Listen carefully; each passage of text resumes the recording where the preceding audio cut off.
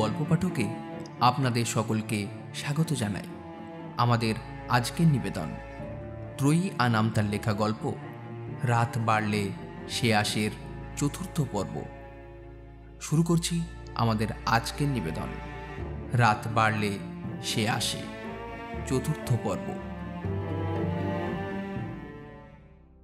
প্রায় 2 মাস হতে চলল মেয়েটার আগমনের। তবে এটাকে ঠিক আগমন বলা যায় কিনা জানি না। মাঝরাতে কোত্থেকে এসে যেন উদয় হয়, সকাল হতেই আবার চলে যায়। ওর এ রহস্যের উদ্ঘাটন আমি কবে করতে পারবো তা একমাত্র সৃষ্টিকর্তাই জানেন। ক্লিওপেট্রার কিছু কিছু বিষয় অত্যন্ত রহস্যময়, যেগুলোর কোনো লজিক আমি আপাতত খুঁজে পাচ্ছি না। যেমন বাড়ির সকলের মনের কথা ও শুনতে পারে, ও বুঝে যায় কে কী ভাবছে। আবার এমন একটা স্থান যেখানে ও উপস্থিত নেই কিংবা ছিল না, কিন্তু সেই স্থানে কি ঘটছে সেটা সে স্পষ্ট বলে দিতে পারে, যেন সব কিছু সে নিজের চোখে প্রত্যক্ষ করেছে। অফিসে আমার সহকর্মী একটা মেয়ে আমাকে বিয়ের প্রস্তাব দেয়। ওর নাম ফারিয়া। ক্লিওপেট্রার থেকে রেহাই পেতে আমি ফারিয়ার প্রস্তাবে রাজি হওয়ার সিদ্ধান্ত নেই, কিন্তু ক্লিওপেট্রা আশ্চর্যজনকভাবে সেটা টের পেয়ে যায়। আমাকে হুমকি দেয় ফারিয়ার থেকে দূরে থাকতে। আমি ক্লিওপেট্রার নিষেধ শুনিনি। ফারিয়ার সঙ্গে আরও বেশি করে মিশতে শুরু করি। রোজ দুজনে একই সঙ্গে একই বাসে অফিসে যাই, ফিরিও একই সঙ্গে। অফিসের ক্যান্টিনে একসঙ্গে লাঞ্চ করি। এভাবে চলতে থাকলে হয়তো কোনো সমস্যার সৃষ্টি হতো না, কিন্তু ফারিয়া একদিন বিরাট ভুল করে বসে।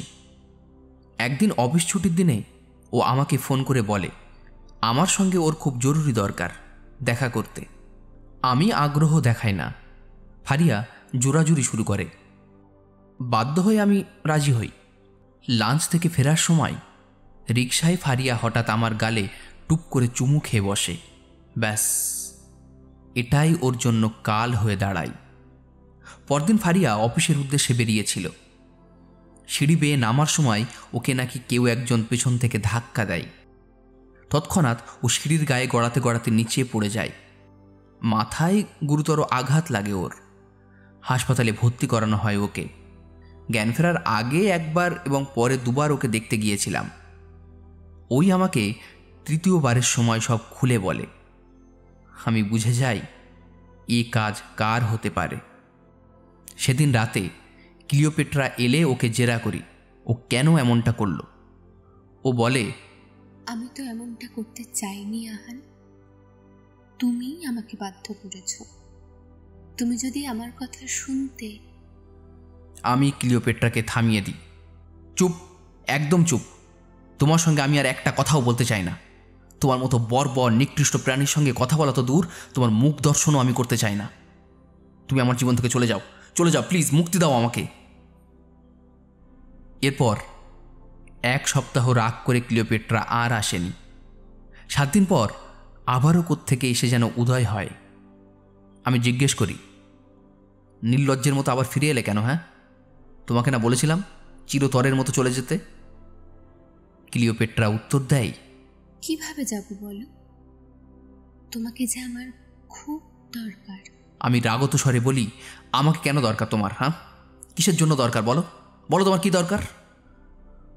ও বলল, কাল রাতে আমি তোমাকে সব বলবো। সব বলতেই তো ফিরলাম, কিচ্ছু লুকোবো না। এরপরও যদি তোমার মনে হয় আমি ঘৃণ্য, পশুর চেয়েও নিকৃষ্ট, তাহলে আমার আর কিছুই করার নেই, গলায় দড়ি দেওয়া ছাড়া। কিছু সময় থেমে ক্লিওপেট্রা আবার বলল, একটা জরুরি কথা তোমাকে আজকেই জানানো দরকার, নয়তো আরো দেরিতে বললে হয়তো তুমি খুব রাগ করবে। আমি জানতে চাইলাম কি কথা। ও জোরে একটা নিঃশ্বাস নিয়ে নরম স্বরে বলল, আমি মিঠি, তোমার মিউ। আমি জ্ঞান হারালাম। সকালে আর অফিস যেতে পারলাম না। একটা ঘরের মধ্যে রইলাম সারাদিন। মা একটু পরপর এসে আমার জিজ্ঞেস করতে লাগলো, আহান, বাবা আমার, তোর শরীর খারাপ লাগছে? আমি প্রতি উত্তরে না বললেও মা থামল না। প্রতি ঘন্টায় অন্তত 5 বার এসে এই একই কথা জিজ্ঞেস করতে লাগলো। ওই ঘটনার পর আমি মিথিকে কোলে নেওয়া সম্পূর্ণরূপে বন্ধ করে দিলাম। যতটা পারলাম ওর থেকে দূরে রইলাম। কিন্তু মিথি যেন হাল ছাড়বার পাত্রী নয়। ও সারাদিনই আমার আশেপাশে ঘুরঘুর করতে লাগলো, পায়ে পায়ে হাঁটতে লাগলো। যেখানেই পা রাখতে যাই সেখানেই গিয়ে দাঁড়াই। বিরক্ত হয়ে আমি মাকে বললাম ওকে মায়ের ঘরে বন্দি করে রাখতে। আমার এহেন আচরণে মা প্রচণ্ড অবাক হলো। আমার এত আদরের পোষা প্রাণীকে হঠাৎ দূরে ঠেলে দিচ্ছি বলে। সেদিন রাতেই আবার ক্লিওপেট্রা কিংবা মিথি, যেটাই হোক, মেয়েটা আবার আমার ঘরে আসলো। ঘুম ভাঙতেই পাশে দেখতে পাই ওকে। আমাকে জাগতে দেখে ও শোয়া থেকে উঠে বসে, বলে, আহান, তোমাকে আমার অনেক কিছু বলার আছে। আমি কোনো জবাব দিই না। ও আবার বলে, আমি জানি তুমি রাগ করে আছো। আচ্ছা, ঠিক আছে, আজ তোমাকে কোনো কথা বলতে হবে না। আজ শুধু আমি বলবো, তুমি শুনবে। কিছুক্ষণ থেমে দম নিয়ে ক্লিওপেট্রা আবার বলতে শুরু করে, আমার বাবা ছিলেন মিশরীয় আর মা আমেরিকান। বাবা ব্যবসার কাজে আমেরিকা গেলে মায়ের সঙ্গে তার সেখানে পরিচয় হয়। তাদের পরিচয় ধীরে ধীরে প্রণয়ে রূপ নিতে থাকে। একসময় তারা বিয়ে করার সিদ্ধান্ত নেন, কিন্তু বাবা মুসলিম হলেও মা ছিলেন খ্রিস্টান। তাই বাবার পরিবার মাকে মেনে নেন না। মা বিশ্ববিদ্যালয়ে পড়ার সময় তার বাবা মারা যায়। আমার নানুর একমাত্র মেয়ে ছিল আমার মা। মেয়ের পছন্দে তিনি আর দ্বিমত করেননি, তাই মায়ের তরফ থেকে তেমন কোনো সমস্যা তৈরি হয়নি। বাবার পরিবারে সৃষ্ট অনেক ঝড় ঝঞ্ঝাটের পর বাবা মা পরিবারের অমতেই বিয়ে করেন। বিয়ের পর মা আর বাবা মিশরেই থাকতেন। পরিবার থেকে সম্পূর্ণ বিচ্ছিন্ন হয়ে পড়ায় বাবার আর্থিক অবস্থা খুব একটা ভালো ছিল না। তাই ব্যাংক থেকে মোটা টাকার লোন নিয়ে পার্টনারশিপে ব্যবসা শুরু করেন। মোটামুটি চলছিল বাবার ব্যবসা, কিন্তু আমার বড় বোন জন্ম নেবার কিছুদিন পর হঠাৎই বাবার ব্যবসায় ধস নামে। আগে থেকেই বাবার ব্যবসার অবস্থা খুবই জটিল ছিল, কিছুতেই উন্নতি করতে পারছিলেন না। তার মধ্যে আবার প্রতারণার শিকার হন। বাবার ব্যবসার সহযোগী বাবাকে ধোঁকা দেয়, ফলে সংসারে নুন আনতে পান্তা ফুরোয় অবস্থার সৃষ্টি হয়। তার উপর আবার ব্যাংকের মোটা টাকার ঋণ তখনও শোধ হয়নি। এমনও দিন গিয়েছে মা বাবা শুধুমাত্র এক টুকরো রুটি খেয়ে দিন রাত পার করে দিয়েছে। এমন অবস্থায় মা বাবাকে পরামর্শ দেয় আমেরিকায় চলে যাবার। আমেরিকায় মায়ের কিছু জায়গা জমি আছে, সেগুলো বিক্রি করলে নিশ্চয়ই ঋণ পরিশোধ করতে পারবে। আমেরিকায় চলে যাবার পর মায়ের জমি বিক্রি করে বাবা কিছু টাকা আয় করেন। সে টাকা দিয়ে ঋণ পরিশোধ করে পুনরায় ব্যাংক থেকে লোন তোলেন। ব্যবসা শুরু করার কিছুদিন পর আমি জন্ম নিই। আমি জন্ম নেবার পর থেকেই নাকি অদ্ভুতভাবে বাবার ব্যবসা রমরমাভাবে চলতে আরম্ভ করে। আমাদের আর্থিক অবস্থায় সচ্ছলতা ফিরতে শুরু করে, সংসারেও উন্নতি হয়। সেজন্য বাবা আমাকে তার ভাগ্যলক্ষ্মী ভাবতে শুরু করেন। প্রাচীন মিশরের রানী ছিলেন ক্লিওপেট্রা। তিনি ছিলেন মিশরের সর্বশেষ ফারাও এবং নারী শাসক। গ্রিক মিথ অনুযায়ী তিনি ছিলেন অসম্ভব রকমের রূপবতী এবং একই সঙ্গে অশেষ গুণের অধিকারী। তার সৌন্দর্যে পাগল হতো না এমন কোনো মানুষ ছিল না। তার গুণ সবাইকে মুগ্ধ করে দিত। তার গভীর নীল চোখের দিকে তাকালে নাকি চোখ ফেরানো দায় হয়ে পড়ত। তার রূপের সঙ্গে আমার বাবা মা আমার মিল খুঁজে পান। এমনকি কাকতালীয়ভাবে আমার চোখও গভীর নীল রঙের। আমার বাবার বিশ্বাস ছিল আমি বড় হয়ে তার মতোই গুণবতী এবং বিচক্ষণ হব। এছাড়া বাবা ভাবতেন আমি একদিন তার গৌরবের কারণ হব। তাই তিনি রানী ক্লিওপেট্রার নামের সঙ্গে মিল রেখে আমার নাম রাখেন ক্লিওপেট্রা, বাবার গৌরব। আফসোস, বাবার জীবদ্দশায় আমি বাবার গৌরবের কারণ হতে পারিনি। আমার যখন 12 বছর বয়স, তখন বাবাকে খুন করা হয় শুধুমাত্র বাবার সম্পত্তির লোভে। কারণ তখন আমরা পুরোপুরি সচ্ছল হয়ে পড়েছিলাম। ইতিমধ্যেই বাবার অঢেল সম্পত্তি হয়ে গিয়েছিল। বাবাকে কে বা কারা খুন করে আমরা জানতে পারিনি। বাবা মারা যাবার পর মাই তার ফেলে যাওয়া ব্যবসা সামলাতে শুরু করেন।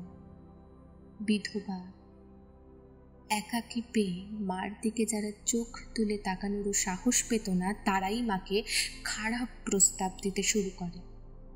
মা বুদ্ধিমত্তার সাথে প্রতিটি পরিস্থিতি নিয়ন্ত্রণ করেছে, কিন্তু একবার এক ক্ষমতাশালী প্রচুর বিত্তবান লোকের নজর পড়ে মায়ের উপর।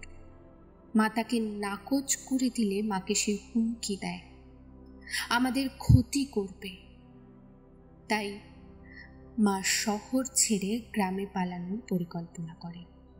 মায়ের পরিকল্পনার কথা একমাত্র মায়ের বেস্ট ফ্রেন্ড অ্যালেক্সাই জানত। অ্যালেক্সা মাকে জানায় সে সব রকমের সাহায্য করবে মাকে পালানোর জন্য। টাকার কাছে আজীবনের বন্ধুত্ব বোধহয় অর্থহীন। অঢেল টাকার লোভে অ্যালেক্সা ওই লোককে মায়ের পরিকল্পনার কথা জানিয়ে দেয়। ওই লোক এবং অ্যালেক্সা মিলে নতুন ষড়যন্ত্র করে।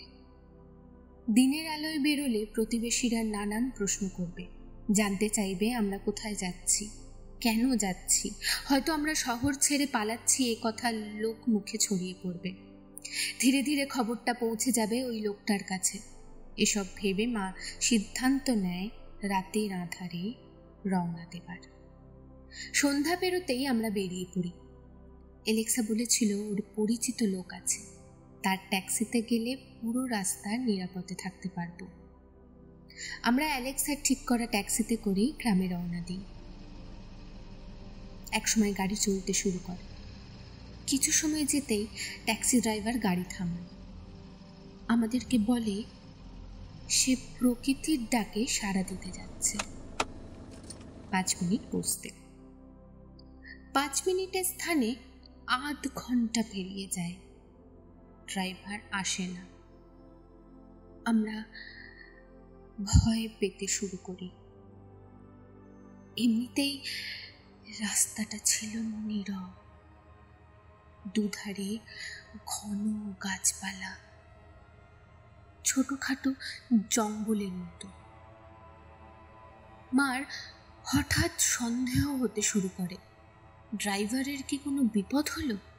মা আমাদের গাড়িতে বসিয়ে রেখে আশপাশ খুঁজতে যায়, কিন্তু কোথাও ড্রাইভারকে খুঁজে পায় না। এবার মায়ের মনের সন্দেহের দানাটা বেশ বড়সড় আকার ধারণ করে। মা আমাদের নিয়ে অতি দ্রুত সেখান থেকে বেরোতে চায়। আমরা রাস্তার কিনারে দাঁড়িয়ে অপেক্ষা করি লিফটের আশায়, কিন্তু একটা গাড়িও আসছিল না। অনেকক্ষণ পর একটা গাড়ি আসে, কিন্তু গাড়ির মালিক আমাদের লিফট দিতে রাজি হয় না। তার কিছুক্ষণ পরে আরেকটা গাড়ি দেখতে পাই আমরা। গাড়ির হেডলাইটের আলোয় ভেতরের মানুষদের দেখা যাচ্ছিল না, তবে একটু কাছে আসতেই মা গাড়ির ভিতরে বসা লোকগুলোকে চিনে ফেলে। মা আমাকে আর আপুকে পালাতে বলে। আমরা মাকে একা ফেলে যেতে চাই না। মা আমাদের ধাক্কা দিয়ে দূরে সরিয়ে দেয়, আমাদের কসম দেয়, দৌড়ে পালাতে বলে, চিৎকার করে বলে যে পর্যন্ত লোকারণ্য স্থানে না পৌঁছাই সে পর্যন্ত যেন আমরা না থামি। আমি আপু অনিচ্ছায় মায়ের কথা মেনে পালাতে থাকি। আমি দৌড়ের গতি কমিয়ে পিছন তাকাই, দেখি জানোয়ারটা আমার মাকে হিচড়ে তার গাড়িতে উঠিয়ে নিচ্ছে। দূর থেকে মায়ের সঙ্গে আমার চোখাচোখি হয়। আমি বুঝতে পারি মা কাঁদছে। মা সে অবস্থাতেই হাতের ইশারায় আমাকে পালাতে বলে। আমি হাত মুঠো করে দাঁতে দাঁত চেপে দৌড়ের গতি বাড়িয়ে দিই। মাকে আপুকে পেছনে ফেলে পালাতে থাকি অজানা গন্তব্যে। জঙ্গল পেরোতেই একটা অজপাড়াগাতে পৌঁছে আমি দৌড় থামিয়ে দিই। অকস্মাৎ জ্ঞান হারিয়ে মাটিতে লুটিয়ে পড়ি। কথা থামিয়ে ক্লিওপেট্রা কাঁদতে শুরু করে। আমার কেমন যেন মায়া লাগে ওর জন্য। মেয়েটা এত দুঃখী। আমি ওর কাঁধে সান্ত্বনার হাত রাখি। ও কান্না থামিয়ে আবার বলতে শুরু করে। জ্ঞান ফিরতেই দেখি আমি একটা ঘরে বিছানায় শুয়ে আছি। উঠে বসতেই দেখি আমার সামনের চেয়ারে বসে একজন মহিলা ঝিমুচ্ছে। আমি জাগতে দেখি উনি ব্যস্ত হয়ে পড়েন। আমি ঠিক আছে কি না, এসব কিভাবে হলো, নানান প্রশ্ন জিজ্ঞাসা করেন। মহিলাটিকে আমার বিশ্বাসযোগ্য মনে হয়। আমি ওনাকে সব খুলে বলি। সব শুনে উনি খুব কষ্ট পান। আমাকে সান্ত্বনা দিয়ে ভাগ্য মেনে নিতে বলেন। এরপর থেকে আমি ওনার কাছেই রয়ে যাই। জেনিফার আন্টি ছিলেন ডিভোর্সি। তিনি কোনোদিন মা হতে পারবেন না বলে তার স্বামী তাকে ডিভোর্স দিয়ে দেয়। জেনিফার আন্টি নিজের সন্তানের মতো লালন পালন করে আমাকে বড় করে তোলে। মায়ের অভাব উনি অনেকটাই ভুলিয়ে দিয়েছিলেন। কিন্তু আমার মনের মধ্যে প্রতিশোধের আগুন তখনও দাউ দাউ করে জ্বলছিল। আমার মাকে ওই লোক রেপ করে খুন করে। আপুর কোনো খোঁজ পাইনি। আমার ধারণা ওই লোক আপুকেও মেরে ফেলেছে। আমাকে খুঁজে পেলে হয়তো আমাকেও মেরে ফেলত। আমি জেনিফার আন্টিকে আমার প্রতিশোধ নেবার সিদ্ধান্ত জানাই। জেনিফার আন্টি আমাকে বলে উনি আমাকে সাহায্য করবে প্রতিশোধ নিতে, তবে এখন নয়। আমি যখন প্রাপ্তবয়স্ক হব তখন। আমি বাধ্য হয়ে আন্টির কথা মেনে নিই, কারণ তখন তিনিই ছিলেন আমার মা, বাবা, আত্মীয় স্বজন, সব কিছু। বিশে পা রাখার পরপরই আমি আমার রিভেঞ্জ নেবার মিশনে নেমে পড়ি। জানতে পারি ওই লোকের সঙ্গে সেদিন আরো দুজন ছিল। দুজনের মধ্যে একজন ছিল অ্যালেক্সা, আর একজন আমাদের অফিসেরই একজন কর্মচারী। আর এই তিনজন মিলেই আমার বাবাকে খুন করে।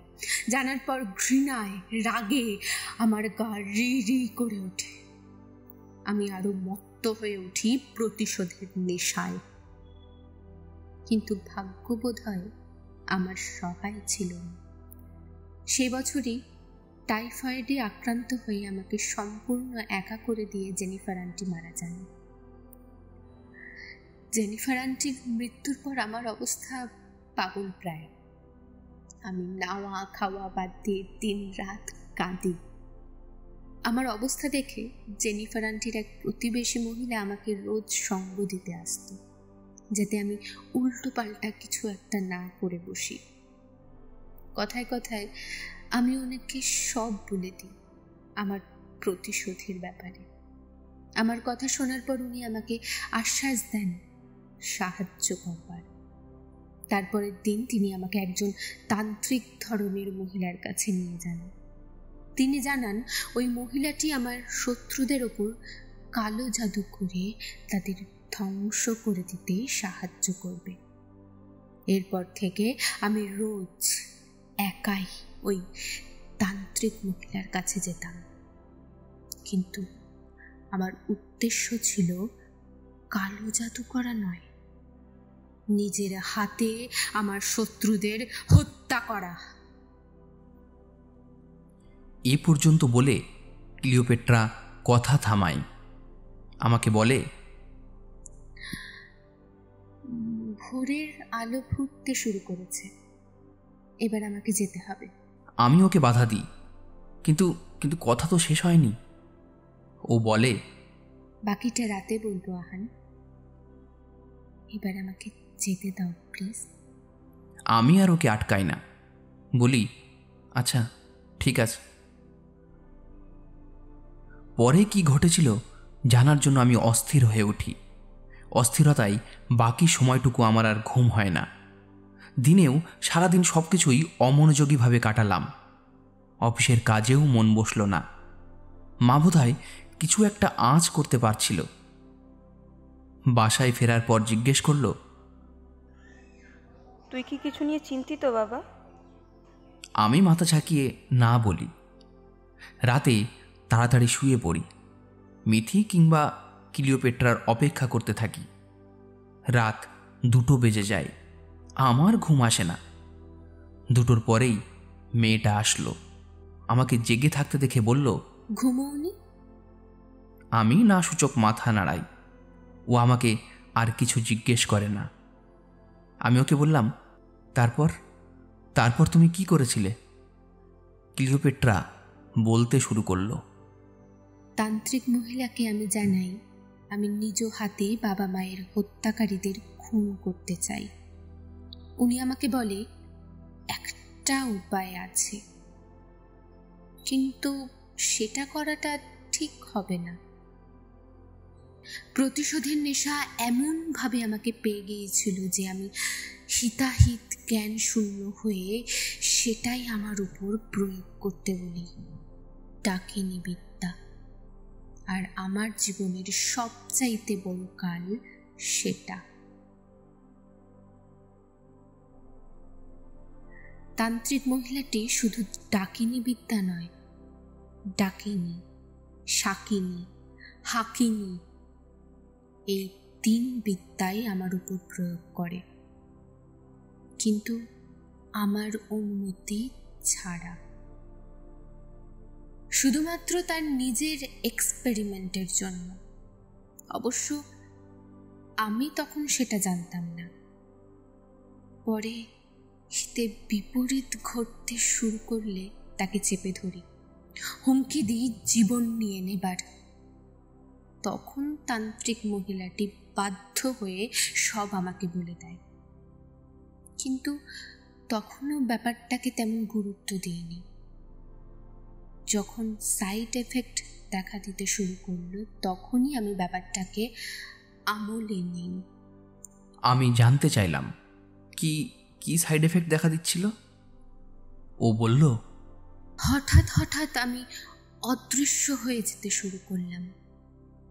আমি সবাইকে দেখতে পেতাম, কিন্তু কেউ আমাকে দেখতে পেত না। আমি বললাম, কিন্তু কিন্তু এটা তো তোমার রিভেঞ্জ নেওয়ার জন্য একটা প্লাস পয়েন্ট ছিল। মোটেও না, কারণ অদৃশ্য হওয়াটা কখনোই আমার হাতে ছিল না। আমি নিজেই জানতাম না কখন অদৃশ্য হব আর কখন দৃশ্য হব। যেমন এখন অদৃশ্য হয়ে গেলাম, আবার এখনই দৃশ্যমান হয়ে যেতাম। মাঝে মাঝে সপ্তাহ পার হয়ে যেত আমার ঠিক হতে। ওহো, সরি। It's okay. তোমার মনে প্রশ্ন জেগেছে, তুমি জিজ্ঞেস করেছ, এতে তো দোষের কিছু নেই। আমি বললাম, তারপর কি হলো? তুমি কিভাবে প্রতিশোধ নিলে? ক্লিওপেট্রা বলল, ওই ত্রিবিদ্যা আমার উপর প্রয়োগ করার পর আমার মাঝে পরিবর্তন দেখা দিতে শুরু করলো। আমি অদ্ভুত রকমভাবে শক্তিশালী হয়ে উঠলাম, যে কেউ আমার চোখে একবার তাকালেই তাকে হিপনোটাইজ করে ফেলতে পারতাম। কাউকে বসে আনতে আমার 2 সেকেন্ডও সময় লাগতো না। অকস্মাৎ আমার কৌতূহল জাগলো। আমি জিজ্ঞেস করলাম, আমাকেও কি হিপনোটাইজ করে বসে আনতে পারবে? ও উত্তর দিল, হ্যাঁ। তাহলে আমার যে কোনো ক্ষতি করলে না? কেন হিপনোটাইজ করনি আমায়? কারণ আমি যে তোমায়। ক্লিওপেট্রা আমার কানের কাছে ওর মুখ নিয়ে এলো। এরপর ফিসফিস করে বলল, ভালোবাসি।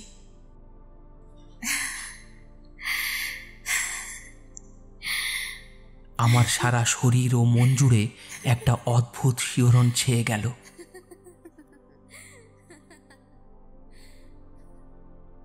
ভালোবাসি বলেই ক্লিওপেট্রা রহস্যময়ভাবে হাসল। আমার চোখের দিকে ঘোর লাগা দৃষ্টিতে তাকিয়ে রইল। আমার অপ্রতিভ লাগতে লাগলো। তাই পরিস্থিতি স্বাভাবিক করতে জিজ্ঞেস করলাম, তারপর প্রতিশোধ কিভাবে নিলে? ক্লিওপেট্রা ঠান্ডা গলায় বলতে লাগলো, এতক্ষণ আপনারা শুনছিলেন ত্রয়ী আনাম তার লেখা গল্প রাত বাড়লে সে আসের 4র্থ পর্ব। গল্পটি ভালো লাগলে ভিডিওটি লাইক করে চ্যানেলটি সাবস্ক্রাইব করে আমাদের সঙ্গে যুক্ত থাকবেন। সবাই খুব ভালো থাকবেন। ধন্যবাদ।